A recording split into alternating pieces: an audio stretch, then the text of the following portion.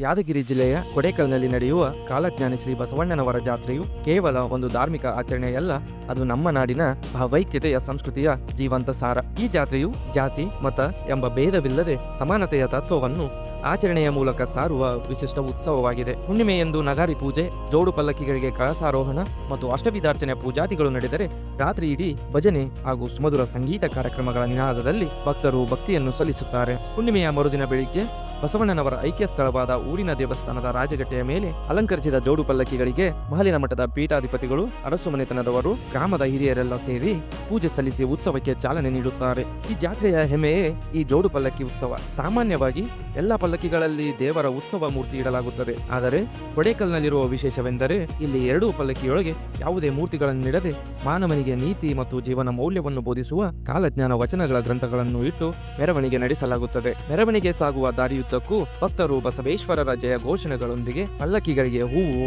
ಉತ್ತತ್ತಿ ಮತ್ತು ಬಾಳೆಹಣ್ಣುಗಳನ್ನು ಅರ್ಪಿಸಿ ಹರಕೆ ತೀರಿಸುತ್ತಾರೆ. ಇಲ್ಲಿನ ಇನ್ನೊಂದು ವಿಶೇಷತೆ ಎಂದರೆ ಬಸವ ಗುರು ಪರಂಪರೆಯ ಗುರುಗಳು ವಚನ ಗ್ರಂಥ ಓದುತ್ತಾ ಹಿಮ್ಮುಖವಾಗಿ ನಡೆಯುವುದು. ಈ ವಚನಗಳ ಪಠಣದ ಧ್ವನಿಗೆ ಭೂತ ಪ್ರೇತ ಬಡಿದವರು ವಿಚಿತ್ರವಾಗಿ ಕೂಗುತ್ತಾ ಹಿಮ್ಮುಖವಾಗಿ ಸಾಗುತ್ತಾರೆ. ನಂತರ ಈ ಪ್ರೇತಗಳನ್ನು ಹಿರೋಡ್ಯ ದೇವರ ಸನ್ನಿಧಾನದಲ್ಲಿ ನಿಗ್ರಹಿಸುವ ಕಾರ್ಯ ಅರ್ಚಕರು ಮಾಡುತ್ತಾರೆ. ಊರಿನ ಪವಿತ್ರ ಕಲ್ಯಾಣಿಯಾದ ಜಕಣಿ ಬಾವಿಯಲ್ಲಿ ಸಹಸ್ರಾರು ಭಕ್ತರು ಪವಿತ್ರ ಸ್ನಾನ ಮಾಡಿ ಉರುಳು ಸೇವೆ ಸಲ್ಲಿಸುತ್ತಾರೆ. ಈ ಜಾತ್ರೆಯು ಸರ್ವಧರ್ಮ ಸಮನ್ವಯದ ತಾಣ ಎಂಬುದಕ್ಕೆ ಇಲ್ಲಿನ ಆಚರಣೆಗಳೇ ಸಾಕ್ಷಿ. ಬಾರಾಬರುತಿ ಸಂಪ್ರದಾಯದಂತೆ ಮುಸ್ಲಿಂ ಬಾಂಧವರು ದೀನ್ ಜಗಾಯಿಸಿದ ನಂತರ ಶ್ರೀಗಳು, ರಾಜಮನೆತನದವರು, ಅರ್ಚಕರು ಮತ್ತು ಹಿರಿಯರು ಸೇರಿ ಧೂಳ್ಗಾಯಿ ಬಡಿದು ಸಕ್ಕರೆ ಹಂಚುವುದರೊಂದಿಗೆ ಜಾತ್ರೆಯನ್ನು ಸಂಪನ್ನಗೊಳಿಸುತ್ತಾರೆ.